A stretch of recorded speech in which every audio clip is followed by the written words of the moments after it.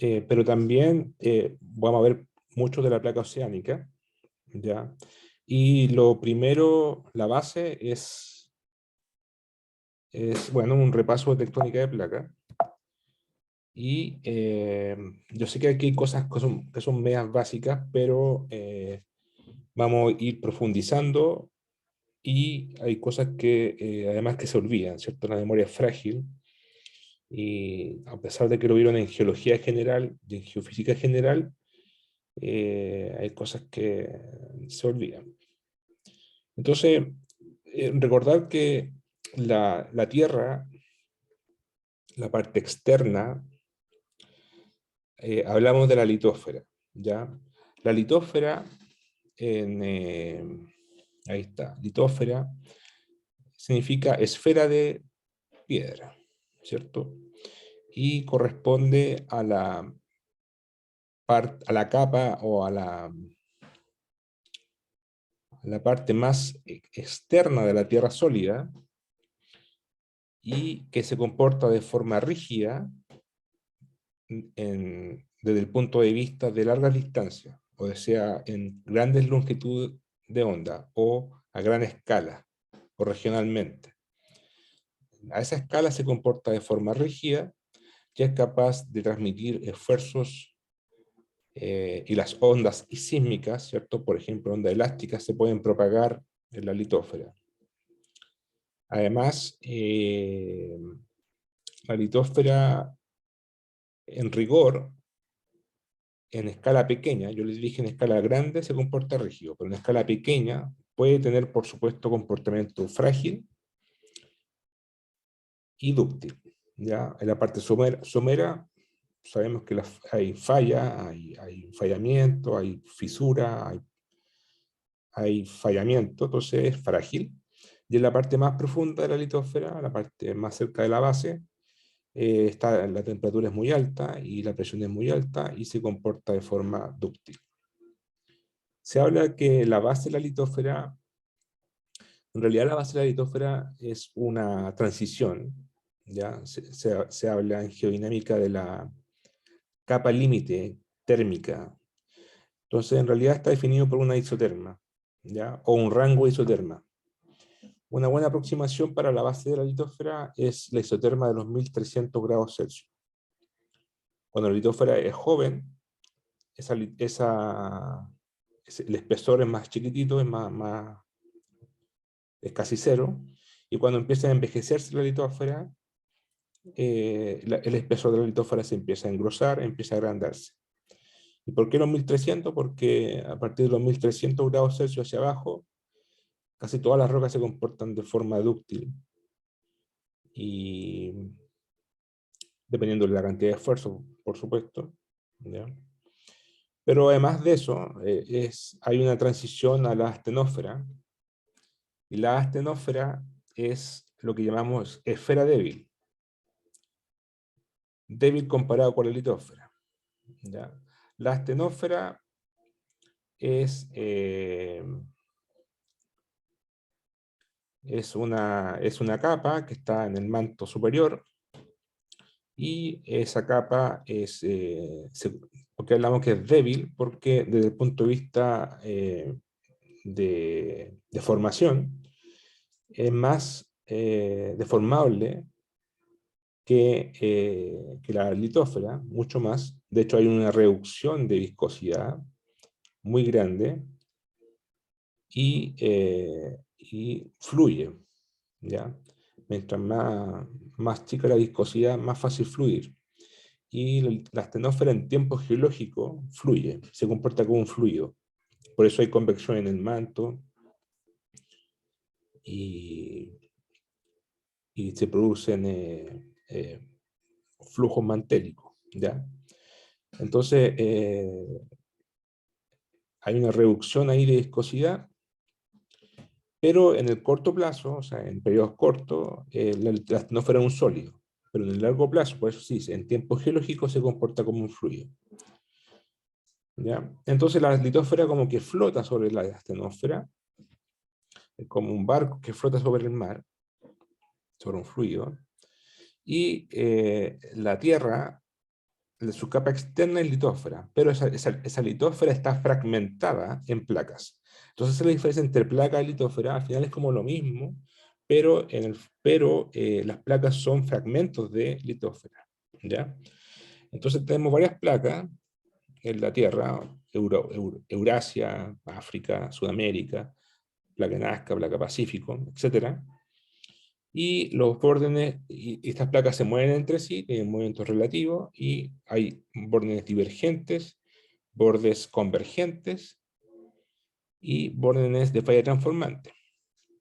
Fuentes convergentes son las subducciones, por ejemplo, o las colisiones continentales, como en el Himalaya, o subducción, como en Chile, o en todo el Pacífico, ¿ya? Todo el Pacífico. Y los bordes divergentes son donde nace la placa, ¿cierto? La centro de expansión. Por ejemplo, la placa Nazca nace acá en el East Pacific Rise, o centro de expansión del Pacífico Oriental. Nace Nazca y nace Pacífico. Y las fallas transformantes son en que una placa se mueve para un lado y la otra se mueve para el otro, o sea, tiene un movimiento de rumbo, y se forman estas zonas cuando son regiones donde existen terremotos de rumbo, ¿ya? En los bordes de convergentes se esperan terremotos de inverso, y en los bordes divergentes se esperan terremotos normales, tensionales, ¿ya? Entonces, recuerda, esa es la diferencia entre placa y litósfera. Al final, las placas son fragmentos de litósfera. Ahora, litósfera y astenósfera son conceptos mecánicos, ¿ya? Están definidos por temperatura, termales, y se refiere a relojía el comportamiento de un material. Entonces, litósfera es rígida en gran escala, y astenósfera es un fluido en tiempo geológico, ¿ya? Pero si lo vemos desde el punto de vista químico o petrológico, tendríamos esta división de la Tierra. Tendríamos, si partimos desde arriba, tendríamos que la litósfera, que es un concepto mecánico, está compuesto por la corteza y parte del manto, ¿ya? Entonces, partamos por la corteza. Bueno, el radio de la Tierra, ustedes saben, son 6.371 kilómetros, y la corteza oscila en el continente, ¿ya? Entre 20, en realidad entre 0 y 90, ¿ya? Aquí hay que hacer una actualización.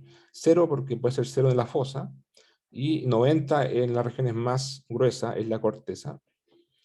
En cambio, en el océano, la corteza oceánica es súper homogénea, tiene un espesor de 6, ¿ya? De 6, a veces 4, a veces 8, pero el promedio es 6 kilómetros de espesor, bastante homogénea. Es más densa que la corteza continental, porque la corteza continental está hecha de silicatos, ¿cierto? De cuarzo, ese mineral cuarcítico y granito, y es más liviana que la corteza basáltica, que tiene pirolavas, basalto y gabbro. Ya es más densa. Esa es la corteza continental y oceánica. El manto también es un concepto químico y engloba desde la base de la corteza, que es el mojo, o sea, desde aquí, hasta el manto inferior, que sería como la interfaz entre el manto y el núcleo externo. Ahí está. Todo esto sería el manto. El manto incluye parte de la litósfera, ¿ya? Excluye la corteza, pero es realmente grande, es como casi la mitad del radio terrestre. Ya unos 2.900, o sea, si son 6.371 kilómetros el radio, sería unos casi 3.000 kilómetros de espesor, el manto. ¿Ya? A su vez, en el manto está la astenósfera. Dentro del manto está la astenósfera, en la parte superior. ¿Ya? Es el manto inferior sería esta parte, hay una serie de discontinuidades, ¿ya? Esas discontinuidades está asociado a cambios de fase, a metamorfismos de spinel, perovskita, ¿ya? Que son cambios de densidad bien abruptos. Pero tanto la perovskita y la spinel perovskita son parte del manto, ¿ya? El manto, entonces, también se le llama a veces mesósfera a esto, en español, pero lo importante es tener en cuenta que incluye parte de la litósfera, parte de la astenósfera, y tiene una serie de discontinuidades de ciertos cambios de fase de minerales. Aquí se produce la convección, ¿cierto? Y esta es la parte con menor viscosidad, la astenósfera. Aquí la viscosidad aumenta, ¿ya? Después del manto, más hacia abajo, tenemos el núcleo externo, que sabemos que es líquido, porque las ondas S, en sismología, no se propagan por el manto externo, y su densidad es bastante alta, de 12 gramos por centímetro cúbico, y corresponde a hierro y níquel, ¿ya? Metales que están fundidos, ¿cierto? Están en estado fluido, estado líquido. Aquí se produce explosiones nucleares, radiación nuclear, y que transfiere calor hacia el exterior de la Tierra.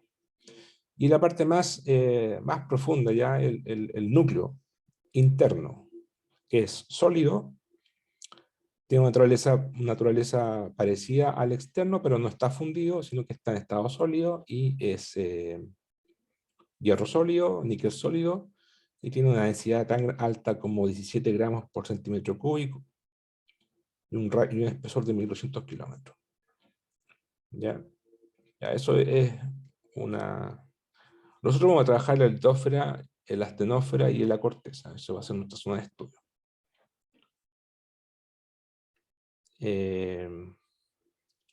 Entonces, bueno, litósfera ya lo definimos, astenósfera también, mesósfera significa esfera media, que es parte del manto.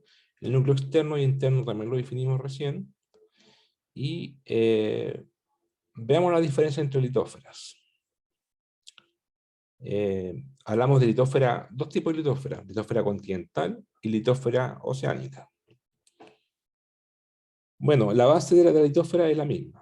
La isoterma de los 1300 grados Celsius, a veces 1200, a veces 1400, depende del modelo térmico, ¿ya? Depende si estamos estudiando una propiedad térmica o una propiedad reológica, pero es más o menos 1300 grados Celsius. La diferencia sí es que la parte superior de la litósfera, en la oceánica, contiene a la corteza oceánica, ¿ya? Y la parte continental contiene obviamente a la corteza continental. Entonces, como la corteza continental es más gruesa, hace que todo esto al final sea más grueso, ¿ya? Y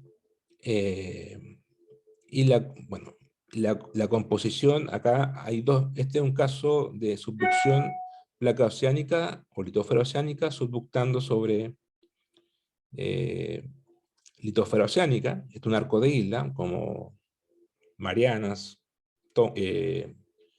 Tonga, ¿ya? Y esto es una zona de subducción oceánico-continente, como Chile, litósfera oceánica que subducta, y tenemos acá arcomagmatismo y la subducción chilena. Y acá tenemos una colisión continental, como ocurre en Himalayas, en la India, en la frontera con China. Tenemos litósfera continental, con corteza continental, litósfera continental, y acá tenemos también corteza continental. Entonces, como las dos son tan gruesas y al mismo tiempo tienen baja densidad, cuesta que subducte en realidad esto, ¿Ya? Todavía no se entiende bien si subducta esto. Por eso en realidad se habla de colisión, que es un choque. Entonces, es muy forzada la subducción. ¿Ya? Yo diría que este ángulo es mucho menos empinado, y como es una colisión, y esa colisión genera tanto acortamiento y la tremenda formación de orogénica como el Himalaya. ¿Ya? Aquí está todo sobre el nivel del mar porque está todo levantado. Acá hay una parte que está bajo, la fosa está bajo el mar, en una zona de subducción oceánico continental. ¿Ya? Entonces, en realidad la diferencia es de litósfera continental, litósfera oceánica, de lo que está arriba, la corteza. ¿Ya? Bueno, también pasa que la litósfera continental se puede engrosar dependiendo del campo térmico acá. O sea, al final aquí el campo térmico es más homogéneo, pero acá, como hay flujo estenosférico, dependiendo de la geometría, se perturba y puede engrosarse más la litósfera continental. ¿Ya? Si hay una especie de enfriamiento, por ejemplo, entonces se alcanza los 1300 grados Celsius más abajo que acá. ¿Y por qué puede haber enfriamiento? Bueno, porque la litósfera oceánica trae agua y después esta agua se deshidrata con la presión alta y temperatura y baja la temperatura. Entonces se redistribuye la temperatura y hace que podría hacerse que la isoterma de los 1300 grados Celsius se alcance a mayor profundidad en la litosfera continental. ¿Ya? ¿Hasta acá alguna pregunta?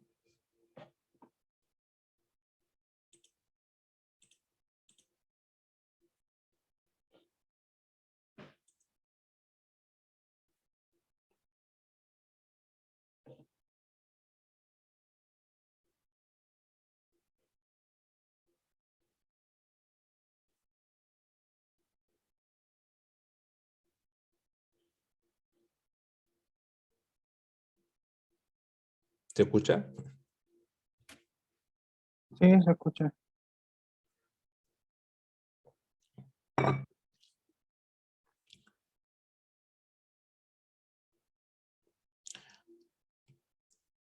litosfera oceánica. ¿Por qué la litosfera oceánica es más joven que la litosfera continental?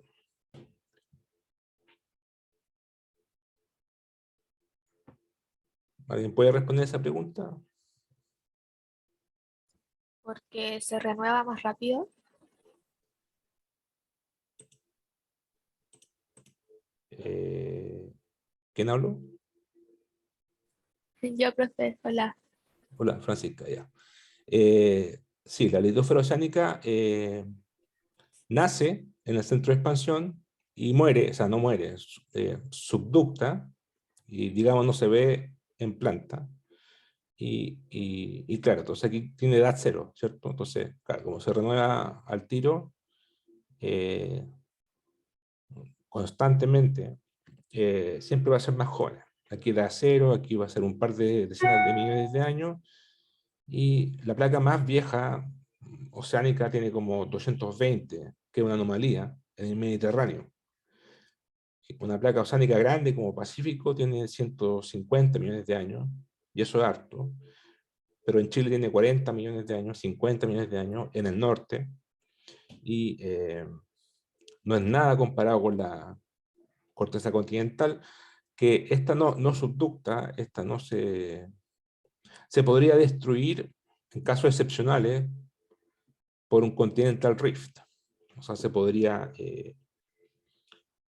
separar, pero aún así la parte que se separa sigue siendo vieja, porque, bueno, como no subducta, se sigue envejeciendo, la placa oceánica sigue subductando, la sigue engrosando, puede erosionarse por el clima, las montañas, no hay problema, pero la parte de la litosfera continental se sigue envejeciendo, envejeciendo, envejeciendo, y pasan los cientos y miles de millones de años y no sigue, no se renueva, como la placa oceánica que nace y se subducta. ¿Ya? Bueno, ya dijimos de qué dependía su espesor, ¿cierto? El espesor litosférico depende de la isoterma de los 1300 grados Celsius, que corresponde a un cambio significativo de comportamiento rígido a dúctil. a gran escala. Entonces, mientras los 1300 van a estar más someros en el centro de expansión, porque aquí tenemos una pluma magmática que la calienta y se hace más, más delgada, porque está más caliente acá, más joven. Mientras más viejo se empieza a envejecer, el espesor empieza a aumentar y se hace más gruesa. ¿Ya? El promedio de la litósfera madura, madura significa más de 70 millones de años, es como 100 kilómetros de espesor, 90 kilómetros de espesor. ¿Ya?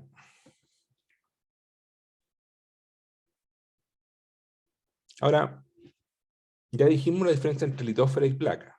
Entonces, puede ser el caso en que una placa tenga dos tipos de litósfera. Es decir, una placa tectónica tenga una litósfera continental y una oceánica. Ejemplo, Sudamérica. Donde estamos parados ahora, o sentados, estamos en una placa continental, sudamericana. Pero en la parte más al oeste, o sea, más al este, en el Atlántico, sigue siendo placa sudamericana, pero ahí es oceánica. ¿Ya? O sea, como la placa sudamericana nace acá en el centro de expansión del Atlántico, del Mid-Atlantic Ridge, o dorsal oceánica Mid-Atlántica, acá está. Esa es la separación entre, o el nacimiento de la placa sudamericana y de África. Esta parte es oceánica, litósfera oceánica, pero aquí se transfiere a placa continental. O sea, hay una transición pasiva, ¿ya? Sin convergencia, sino que una transición pasiva de litósfera oceánica a continental.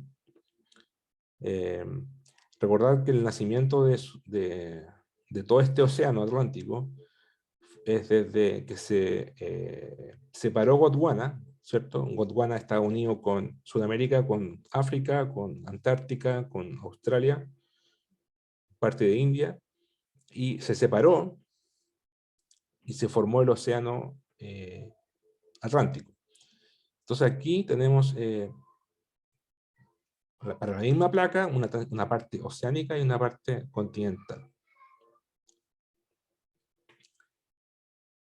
Tectónica de placas.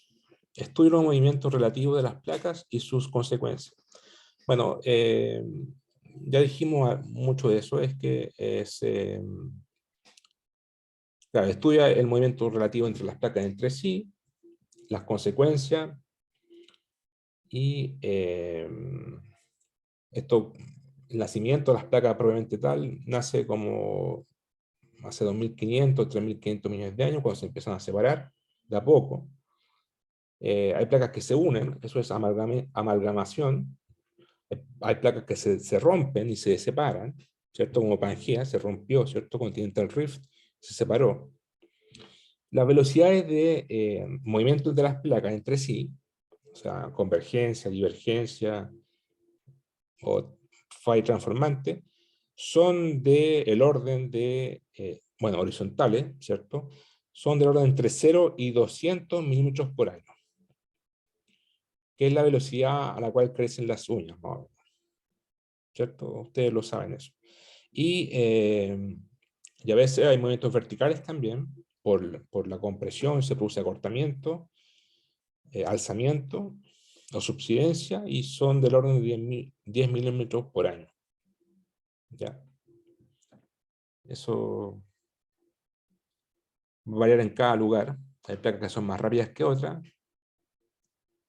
Y, por ejemplo, una placa súper rápida, la placa Pacífico, que se obducta más rápido en el Pacífico. Y una placa lenta sería, bueno, por ejemplo, la placa antártica es bien lenta, que se obducta Sudamérica. O en el sur, al sur del punto horrible, o a la tasa a la cual se nace la litósfera oceánica en el Atlántico, es bien lento. se dice que es el Atlántico es un centro de expansión ultralento. Ahora, los movimientos relativos de las placas, claro, tenemos convergencia, divergencia y movimiento strike-slip de rumbo. Eso sería lo extremo. Divergencia, convergencia y strike-slip. Pero, por ejemplo, divergencia sería los centros de expansión, ¿cierto? Convergencia serían las colisiones continentales o las subducciones. Y strike-slip serían las fallas transformantes. Ahora, puede haber cosas que sean mixtas, ¿no? ¿Ya? Si tenemos oblicuidad, por ejemplo, si tenemos oblicuidad, tendríamos una componente strike-slip con convergencia y sería una transpresión. O en un caso de centro de expansión oblicuo, tendríamos transtensión. ¿Ya? Por ejemplo, en Chile, en el sur, está el punto Ripley, acá, y tenemos una tremenda falla intracortical que se llama la falla de Liquiñovsky, ¿cierto? Y esa falla nace en el punto Ripley y termina acá en Arauco, y en la península de Arauco, y tiene sus ramificaciones, y esto es por la oblicuidad, ya tiene un poquito de oblicuidad la convergencia, no es 100% este-oeste, sino que es como 78 grados, ya, y encima eso varía un poquito más al sur. Entonces esa oblicuidad produce que esta falla de rumbo, la Liquiñovsky, tenga una componente de transpresión por la convergencia y por la oblicuidad, por la falla de rumbo. ¿Ya? Bueno, entonces, transpresión, y más encima esa transpresión a veces puede variar entre divergencia y convergencia, dependiendo de si estamos más arriba o más abajo, y tendríamos tensión en algunas partes, y eso facilitaría, si tenemos tensión, se abren los poros, se abre la falla, y tendríamos, por la tensión, ¿cierto? Por la divergencia, y tendríamos aumento de permeabilidad, y podrían subir los fluidos, y por eso se produce el magmatismo, y por eso el arco volcánico en el Liquiñovsky está tan, coincide con el arco volcánico, ¿ya? Pero esto es bastante complejo, porque la parte más somera a veces hay compresión, entonces tiene que encontrar los caminos apropiados para que suba. ¿Ya? Entonces, en resumen, no es tan simple esto, en especial las fallas intracorticales, o las fallas San Andreas también. Pero las placas, los bordes de convergentes son más fáciles. Los bordes, aquí, por ejemplo, la subducción, la centro de expansión, aquí es tensión, acá es convergencia, y acá es falla transformante, rumbo. Pero claro, la oblicuidad complica un poco la componente, ¿cierto? Eso hay que tener en cuenta. Bueno, esto lo sabemos que en Chile tenemos los tres tipos, tenemos convergencia, tenemos divergencia y fallas transformantes en donde la placa Nazca se mueve para allá, la placa Nazca se mueve para acá, relativo a Sudamérica. ¿Ya?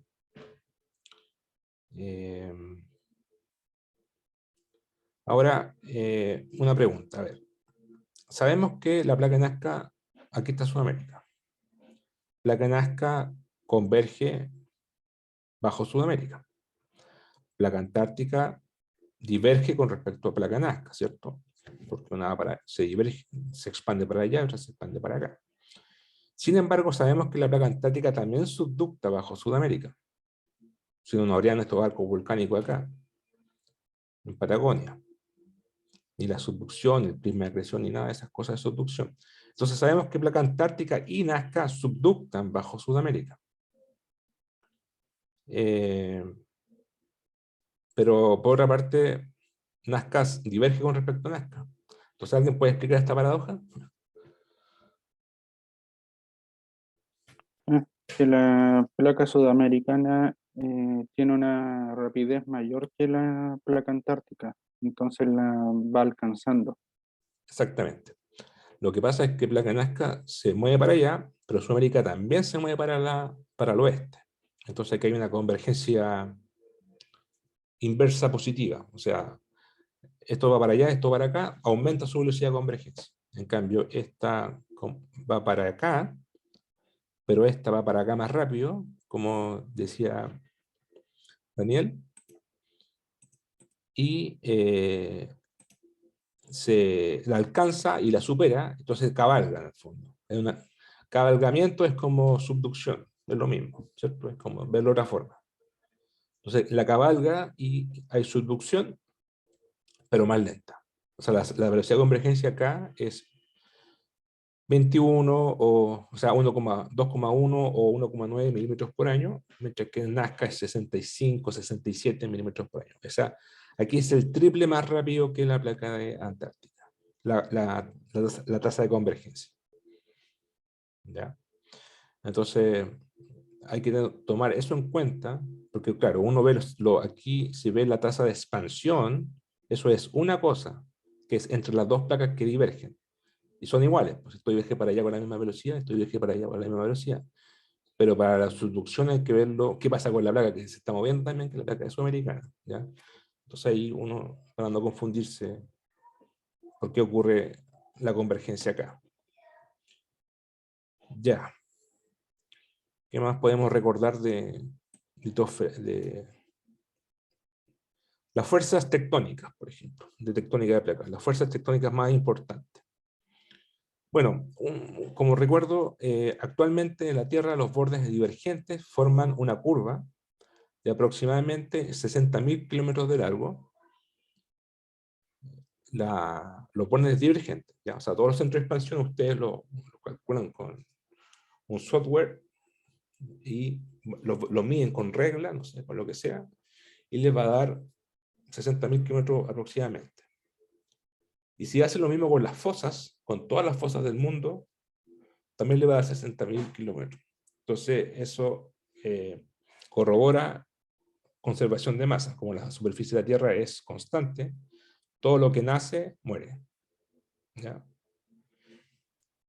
Porque nace en el centro de expansión y muere en la subducción. Muere entre comillas, porque sigue subductando, ¿no? Pero desde el punto de vista de la superficie de la Tierra se mantiene constante. Ahora, hay varias fuerzas tectónicas, pero dos son las más importantes.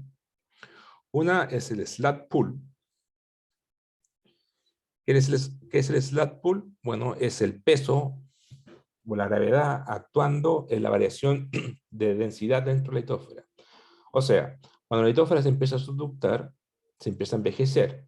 Mientras más vieja, más fría y más densa, ¿cierto? Más rígida, más densa, más densa. Entonces, mientras más lejos esté, va a ser más densa. Entonces, mientras más denso, va a ser más pesada. Y eso produce es como un plomo, por eso es slat pull, de tirar. Entonces, lo que está acá más pesado, tira lo que está más arriba, que es más liviano, lo tira, por eso es slat pull. ¿Ya? Y ahí el slat pull produce el bending, produce los terremotos intraplaca, también produce esto que se llama rollback. Rollback es cuando se enrolla para acá. ¿Ya? O sea, como esto es tan pesado, pesa, acá está la astenósfera fluida, pesa y se va para acá, se hace más vertical por el peso. Ese es el slat pull. La segunda fuerza es el ridge push, que es también la gravedad actuando en la variación de densidades de zonas profundas hacia zonas someras.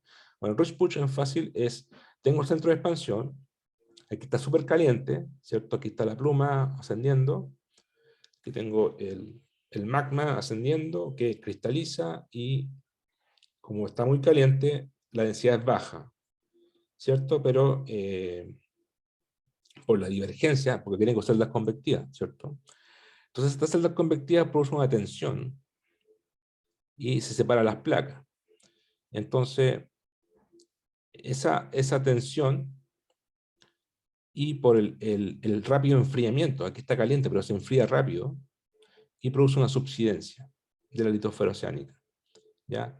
Todo este efecto de densificación y separación es lo que llamamos ridge push. Es como que el centro de expansión empujara la divergencia, por eso se llama ridge push. Empujara divergentemente las dos placas. ¿Ya? Ahora el rich push es muy importante en la cercanía del centro de expansión. Ahí es más fuerte, porque el cambio de densidad, el enfriamiento es bien rápido. Una vez que ya se estabiliza, el rich push no tiene mucha influencia. O sea, si estoy lejos del centro de expansión, el rich push decrece. Pero en cambio el slat pool es más regional. Y me se sigue envejeciendo. Mientras más tiempo pasa, más grande va a ser el slat pool. Mientras más vieja la placa, va a ser más grande el slat pool. En cambio acá son los primeros millones de años nomás, el rich push. Ya, por eso dice, ¿cómo se compara el slat pool con el rich push? El slat pool es más masivo, más fuerte. Por eso, porque el rich push está asociado a la densificación en los primeros millones de años, que se enfría bastante rápido. Esto es una raíz cuadrada, más o menos.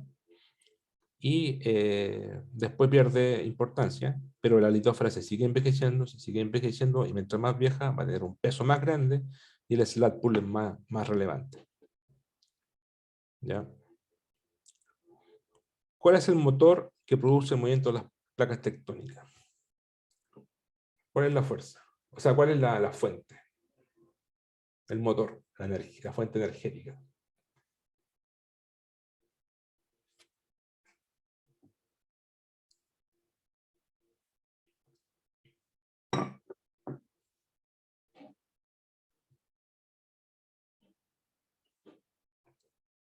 ¿Qué produce que las placas se muevan?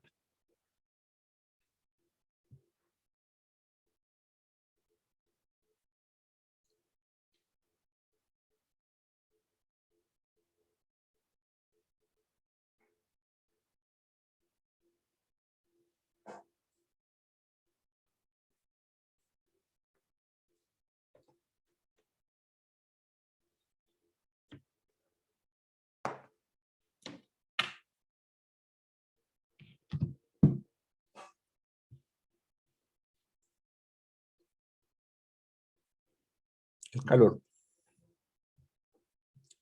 Esa es la respuesta, el calor. O la pérdida de calor. ¿Cierto? Como les decía, tenemos acá un núcleo de hierro sólido. Después tenemos un núcleo de hierro líquido. Acá hay tormentas nucleares, hay radiación nuclear. Esa radiación produce mucha calor y produce aquí que la densidad baje. Y esa densidad, como baja, produce fuerzas de flotabilidad que hacen que se funde el material y este ascienda, y produce estas corrientes convectivas, celdas convectivas, que transfieren aquí el rich push y además transfieren aquí drag force o fuerzas tangenciales a la litósfera, a la placa, a las placas, y cuando se empiezan a mover, ¿cierto? Y se empiezan a envejecer, ¿cierto? Se empiezan a envejecer y ahí, como se empiezan a envejecer por el movimiento, porque se empiezan a enfriar, la gravedad actúa y nace el slat pool, y el slat pool las tira más todavía y se arma un círculo virtuoso cinemático. ¿Ya? Entonces, es la pérdida de calor la fuente, o el calor, ¿cierto? Transferencia de calor, diría yo, el motor de la tectónica de placas. Entonces, una vez que se muera el calor en la Tierra, se muere la vida. ¿Ya? Aparte, independiente del Sol. ¿Ya? ¿A qué me refiero? Me refiero que si no hubiera estas radiaciones nucleares, esta transferencia de calor, ¿ya?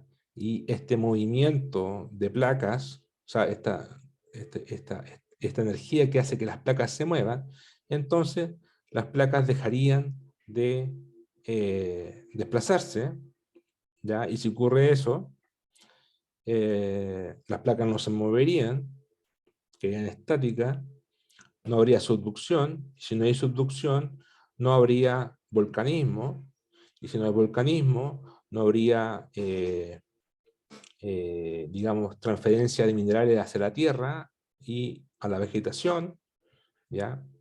Y no habría vida animal, y tampoco habría vida humana, ¿ya? Y además que se empezarían a cerrar los océanos, cambiaría el clima por la ausencia de volcanismo y alteraría toda la biosfera, ¿ya? Como Marte, por ejemplo. En Marte hubo tectónica de placas y ahora está quieta. Lo que sí hay es volcanismo tipo hotspot.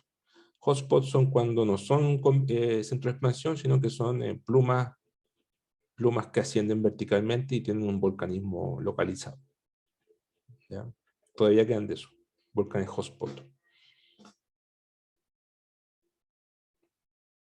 Entonces el nacimiento de las plumas, o de los centros de expansión, de las células convectivas, generalmente nacen de la interfase núcleo externo y manto, aunque hay casos en que hablamos de microplumas que son más someras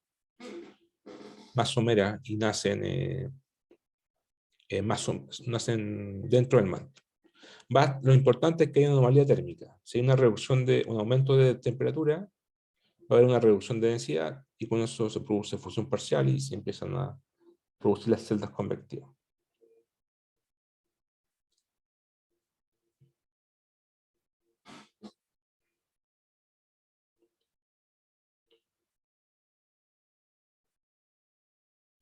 ¿Ya? Entonces, como les dije recién, el slat pool es más importante, más grande que el rich pool. ¿Por qué? Porque a mayor tiempo se va acumulando, va aumentando acumuladamente el slat pool. En cambio, el rich pool es una anomalía térmica temporal en los primeros, confinado a los primeros 5 millones de años, esta parte nomás, y después se pierde. Si fuera lo contrario, ustedes verían terremotos normales más lejos del centro de expansión, y no. Si ustedes plotean los terremotos centro de expansión, están todos aquí justo en el centro de expansión mismo. No hay por acá lejos. ¿Qué significa eso? Que está confinado. La tensión, ¿ya? O las fuerzas, los esfuerzos tensionales. En cambio, en el slat pool, sí hay terremotos de intraplacas tanto profundo, sismicidad intermedia, y del outer rise. Entonces está distribuido por toda la litosfera, entonces sí, claramente es mayor en cobertura y también en magnitud, ¿ya? Entonces el slat pool es mayor que el rich pool. Ahora, obviamente si estuvimos naciendo, estamos recién partiendo con el nacimiento de la Tierra y está recién naciendo el centro de expansión, probablemente sean parecidos, ¿ya? Algo así debe pasar en el punto triple, ¿cierto? En el punto triple está naciendo la litosfera oceánica.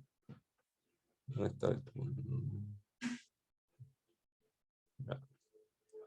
Ahí está el punto triple, están aquí una dorsal oceánica que están haciendo, entonces al mismo tiempo el rich pool puede ser hasta más importante que que el slat pool, porque la placa es tan joven que no ha tenido tiempo para envejecerse y producir un slat pool considerable. Ya, pero eso es una anomalía. Los puntos triples son una anomalía, o sea, son casos puntuales.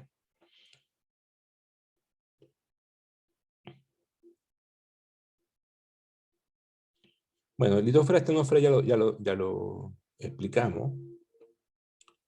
Pero sí, el manto es tan grande, ¿cierto? O sea, está la litosfera y después está bueno, recordad que parte de la litosfera es también manto, ¿ya?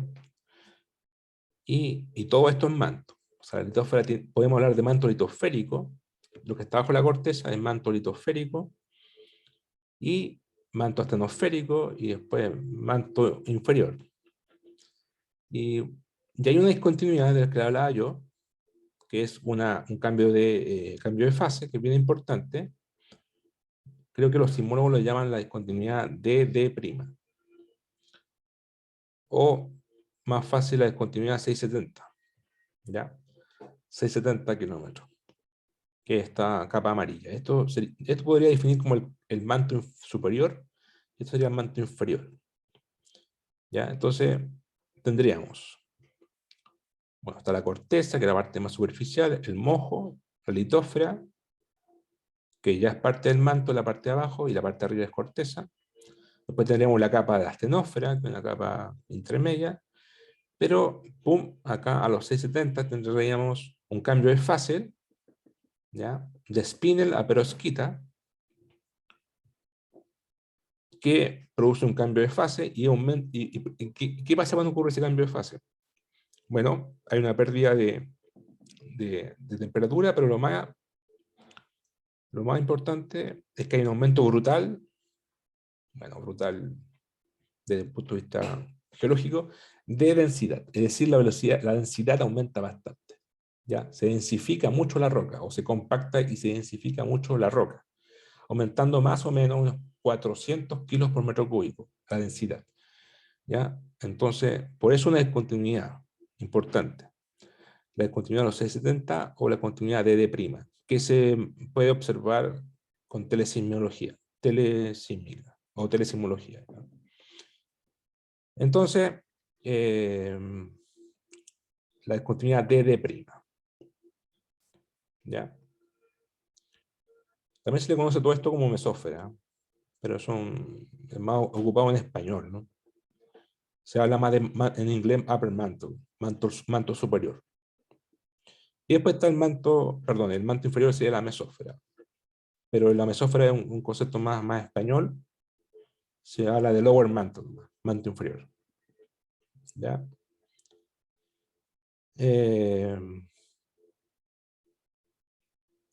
Aquí está el cambio de fase. Es de spinel a perovskita, como les decía.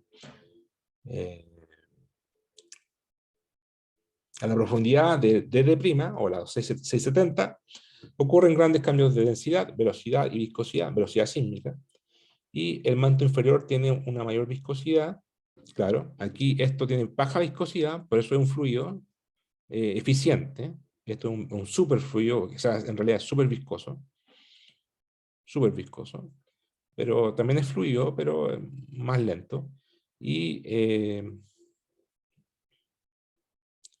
entonces a los 670 ocurre un cambio de fase, de spinel, a una más dura, más rígida, más densa, perovskita, ¿ya? Mineral. Y que produce un cambio bastante alto de densidad. Y ahí tenemos la definición de manto superior y manto inferior, que probablemente ustedes lo ven en la literatura como muy ambiguo. Manto inferior, manto superior, no se entiende nada. Bueno, aquí está una definición más concreta, ¿ya? La discontinuidad de D' o 670 de perovskita a spinel. O sea, de spinel a perovskita. ¿Alguna pregunta hasta ahora?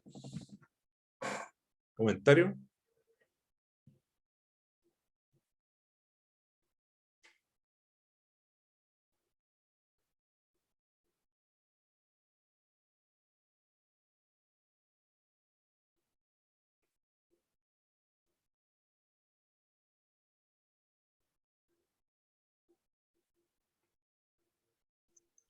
Profesor, ¿se escucha? Sí. ¿Sí? Yo tengo una duda.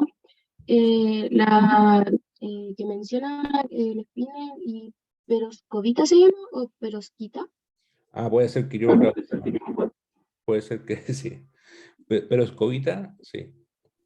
Es que se dice en el Power, por eso tengo la duda. De hecho, bueno, veamos cómo se dice en español. Ah, ya. Problema de traducción. A ver. Ya. Gracias. Perovskita.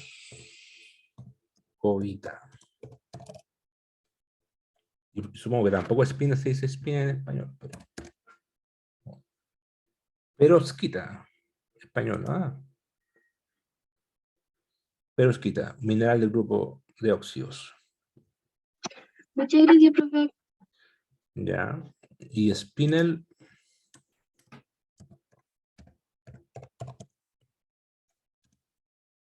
Debe ser spinel, pero con E. Spinela, no sé.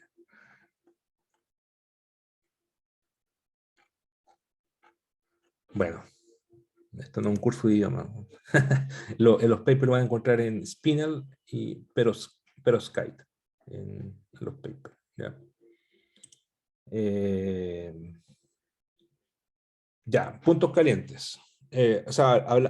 Puntos calientes hotspot. Como les decía, estos son distintos a los centros de expansión. El centro de expansión se abre, ¿cierto? La litósfera diverge, son celdas convectivas, ¿cierto? Celdas convectivas. Pero acá son estáticas en el punto de vista espacial, se mueven re poco y son verticales. O sea, asciende el flujo, una pluma, y se mantiene acá, y la placa es la que se mueve por arriba, pasa por arriba, y se transfiere el magmatismo hacia arriba, se producen los volcanes, hotspot, se engrosa la litósfera, o sea, la corteza, la litósfera se adelgaza, como se ve acá. ¿Por qué se adelgaza? ¿Alguna idea por qué se adelgaza la litósfera ahí?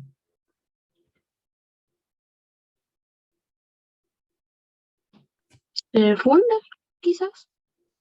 Se calienta, ¿cierto? Y como la base de la litósfera es 1300 grados Celsius, en vez de estar abajo, como se calienta, se va para arriba.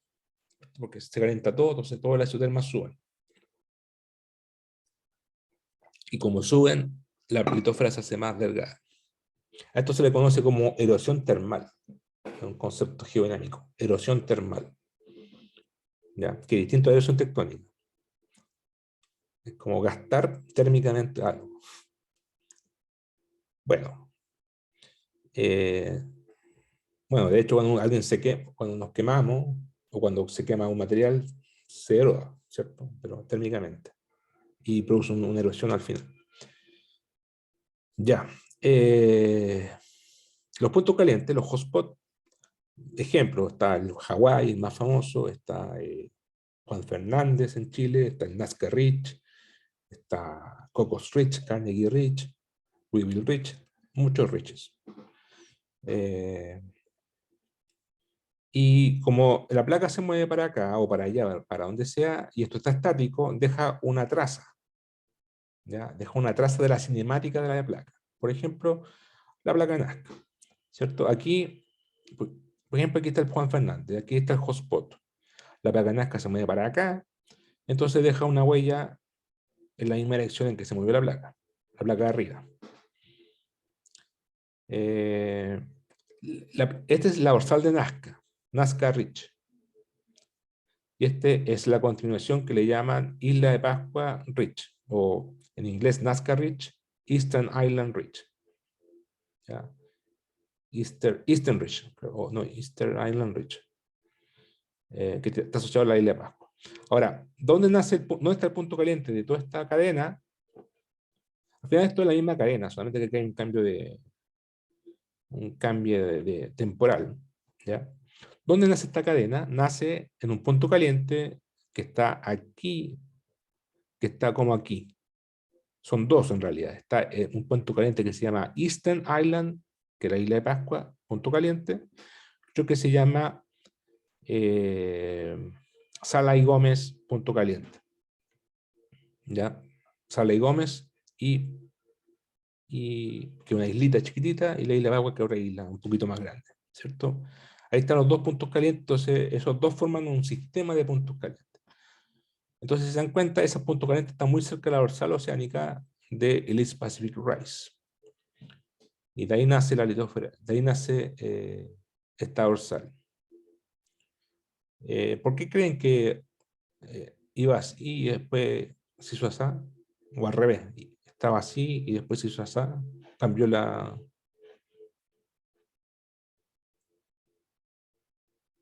O sea, ¿cómo explicarían esta forma comparado con esta que es lineal así?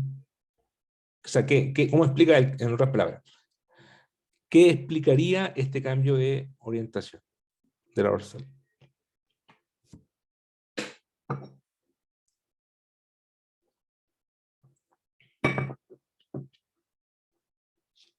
Un cambio de dirección de la placa de Nazca. Sí. De hecho, la placa de Nazca tiene... no es tan vieja, o sea, no es vieja, es joven. Se rompió, o sea, antes se llamaba placa Farallón Plate, que era una placa que formaba parte de Antártica Nazca, Cocos. ¿Ya? Y se fragmentó. Se fragmentó entre 20 y 30 millones de años, no me acuerdo exactamente cuándo, creo que 29. Se fragmentó, ¿ya? Y ahí cambió de dirección, nació la placa de Cocos y la placa de Nazca. Y esta parte, por ejemplo, se formó en otra placa, ¿ya? En la placa Farellón. Y esto es más reciente. Entonces, cuando se hubo ese fragmento, se dice en inglés breakup, ¿ya? Se fragmentó la placa Farellón. Ahí cambió la cinemática también de esta placa, frente a Sudamérica, y produce este cambio de orientación. ¿Ya? Entonces, claro, como dice Daniel, este cambio de orientación es porque antes la placa iba así, la placa Farellón iba como más así, y ahora va más como este-oeste, la placa Nazca. Y como el punto caliente está aquí, claro, esto se mantiene así, sí. Y antes iba más como para acá la placa, y por eso quedó esto. ¿Ya?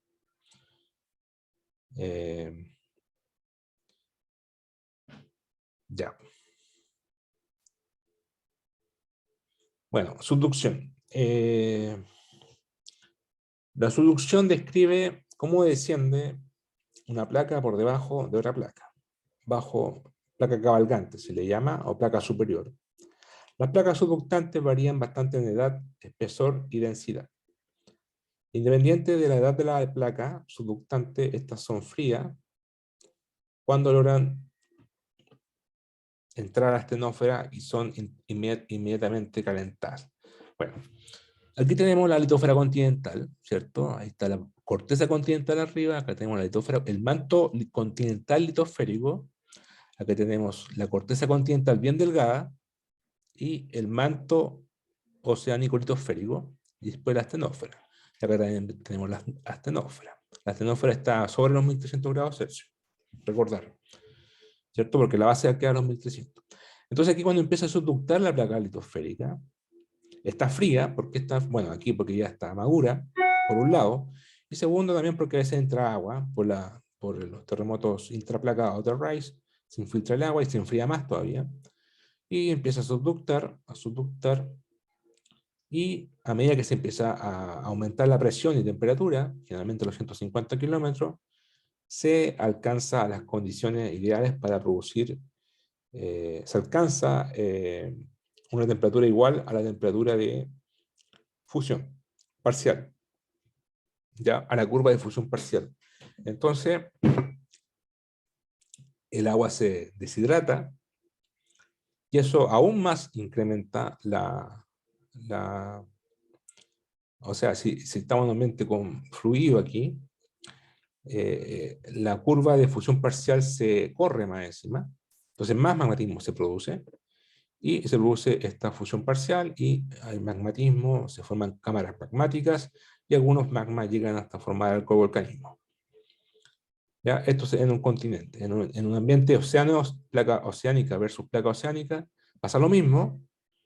Generalmente la placa está más empinada que en el continente, y ocurre esto más cerca de la fosa. Acá estamos más lejos de la fosa, por aquí estaríamos más cerca, está todo bajo el agua acá, porque no es muy madura la litosfera. Esto es litosfera oceánica, un poquito engrosada, y esto está continental, que es madura, lleva más tiempo. Probablemente en el pasado, en millones de años atrás, esto fue como esto, pero con el magmatismo y el acortamiento por millones de años, ¿qué hacen? Que se engruese y se contamine la química de la corteza.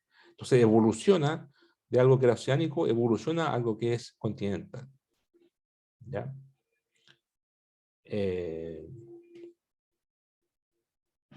Entonces tenemos el magmatismo por un lado, y por otra parte tenemos los terremotos interplaca entre medio. Y también los terremotos intraplaca, ya sea en la corteza inferior y superior.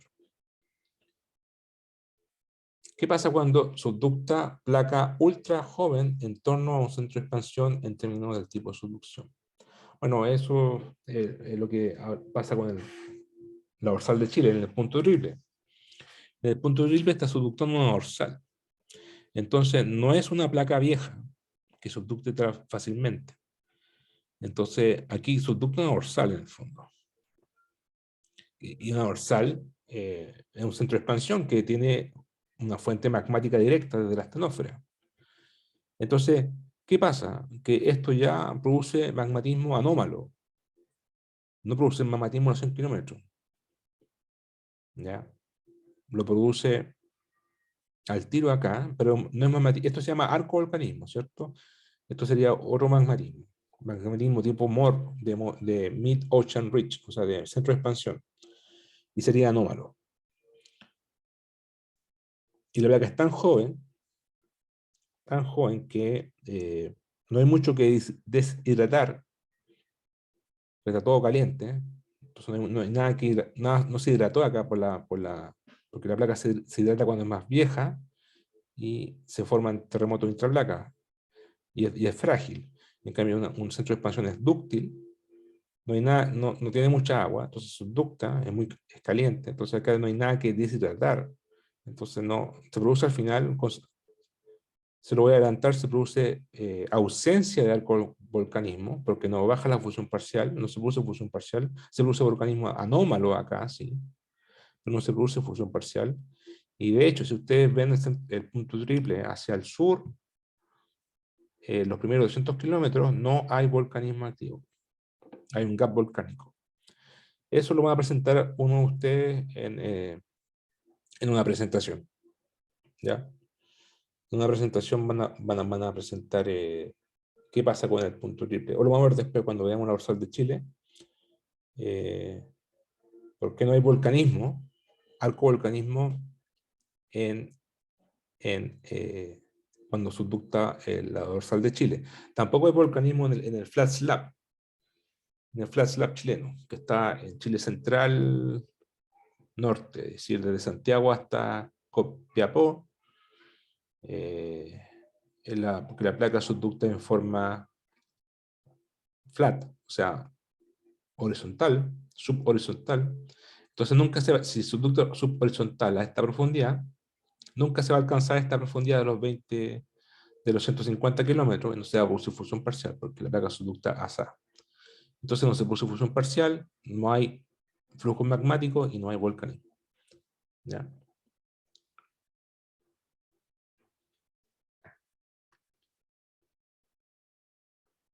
Ya, pues. Voy a pasar una fuerza tectónica, que es el rollback. Rollback yo lo había mencionado un poco, que es cuando la placa subducta, ¿cierto? Entonces una placa vieja, subducta, y si es muy vieja, lleva mucho tiempo subductando, más vieja va a ser, más fría va a ser y más pesada, y llega a un punto, cuando la placa es demasiado vieja, que es muy pesada, entonces el slat pull, por ejemplo aquí, cuando era muy joven, subductaba más o menos horizontal, y tenía un slat pull moderado. Pero a medida que se empezó a envejecer, el slat pull, o sea, se hizo más pesada, entonces el slat pull aumenta. El slat pull es directamente proporcional al peso, ¿ya? O sea, Rho por G. Entonces, como la densidad aumenta, él la se hace más pesada y se empieza a hacerse más vertical acá, ¿cierto? Como un plomo, o una carga, y si sigue aumentando la densidad, más vieja, va a empezar a hacerse más vertical, o sea, hay como un rollback, ¿cierto? Como un enrollamiento, se enrola, así. ¿Ya? Entonces, ¿cuáles son las consecuencias de esto? Bueno, cambia el ángulo de subducción brutalmente. Más encima, si lo ven aquí, si se hace muy vertical, la fosa se va a correr para acá. O sea, hay un retreat of the trench, o sea, una retirada de la fosa. La fosa se corre para adentro. Entonces, aquí la fosa se corre para acá. Y si se corre la fosa para acá, ¿qué va a pasar con el volcanismo que estaba acá? Se va a correr para acá también, ¿cierto? Porque el volcanismo tiene que alcanzarse, se produce cuando se alcanza los 150 kilómetros. Si antes 150 kilómetros se alcanzaban por aquí, teníamos el arco volcánico por acá.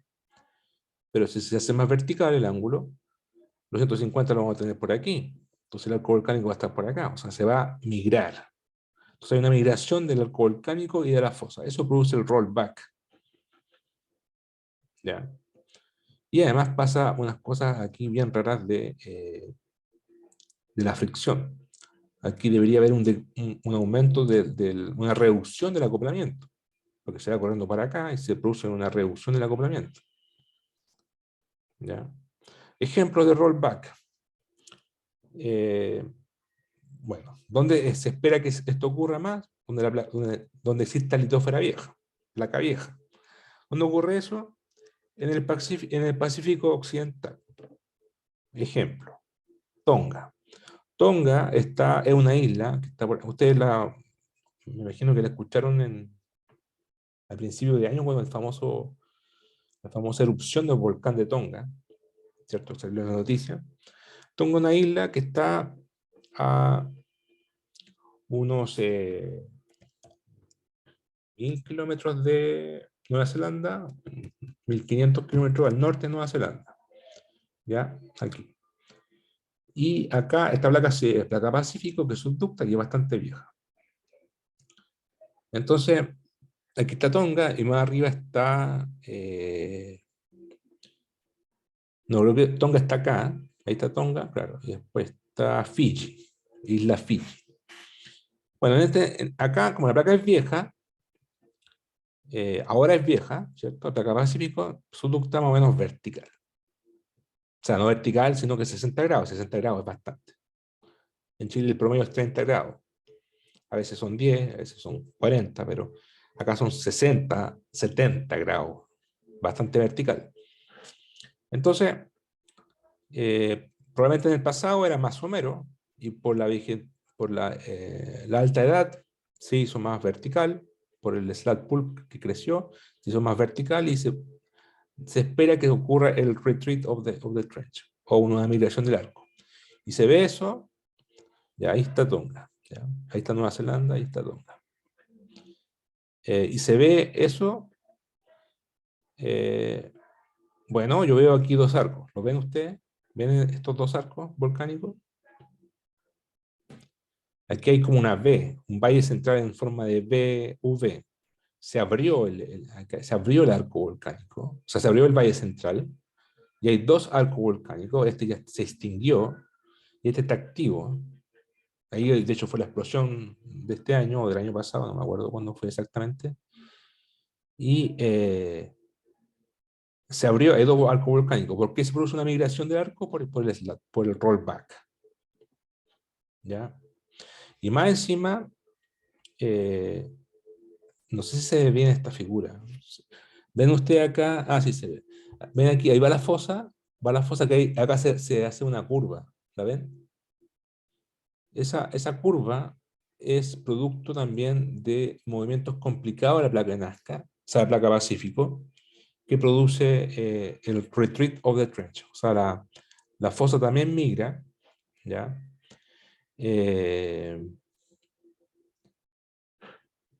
Rollback es esencial en el reordenamiento de los bordes de placas.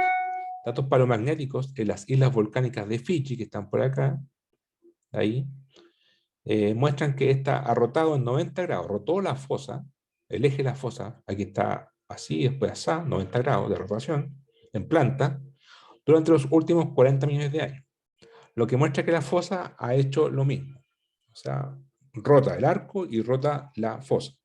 Para explicar esas rotaciones o sea, esas migraciones de fosa y de arco volcánico, la mejor explicatura que se ocupa en este marco tectónico es el rollback. ¿Ya? Es el rollback, que es este proceso. Rollback en Sudamérica no es tan popular, o sea, no, hay gente que no cree, hay gente que sí cree, pero donde podría haber es en el norte. ¿Ya? En el norte está en discusión, hay gente que cree, hay gente que está en contra de esa teoría, hay gente que está a favor. Podría ser en el norte de Chile, donde está la curvatura abrupta, ¿cierto? Ahí en el Arica, el Coarica, ahí tiene una curva muy, como así, ¿cierto? En Sudamérica. Ahí podría haber, y justo ahí la placa es más vieja, justo ahí la placa es más vieja. Entonces hay una discusión. Pero más al sur, en Chile, al sur de Antofagasta, es muy improbable que haya rollback. ¿Ya? Bueno, resumen de fuerzas tectónicas, ya hablamos del ridge push. El drag force es la fuerza de arrastre, que es como la fuerza de fricción, como esto se mueve para allá.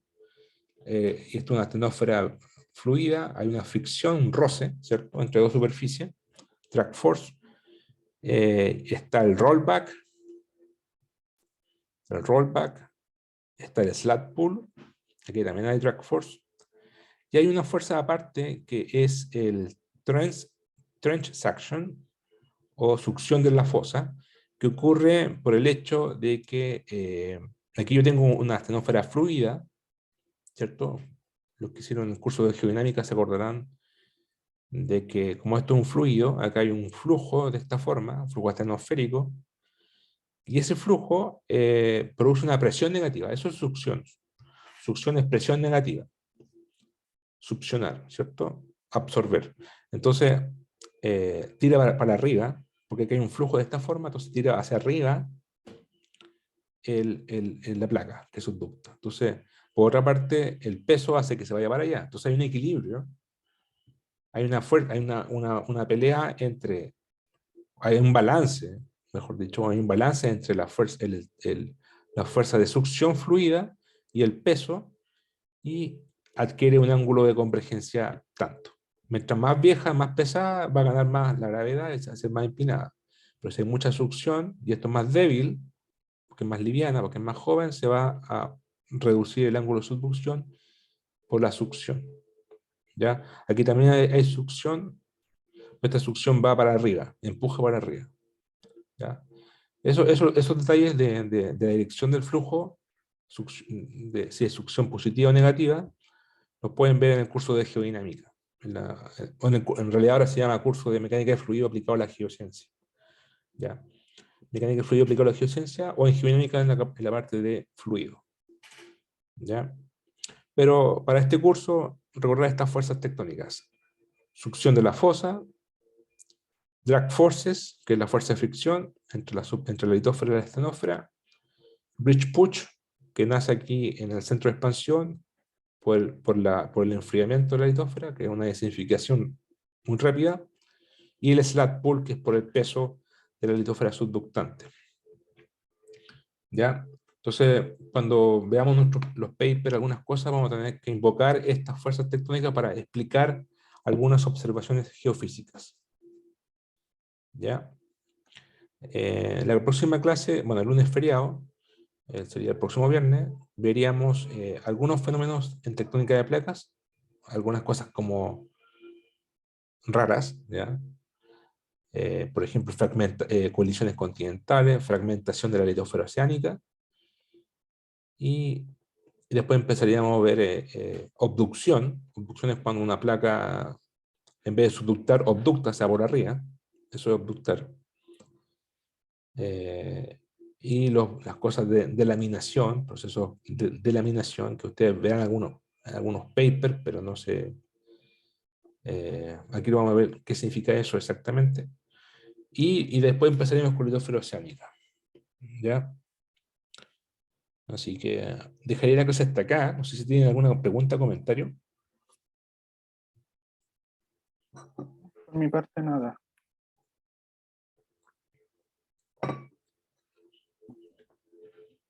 Ya, pues. Entonces,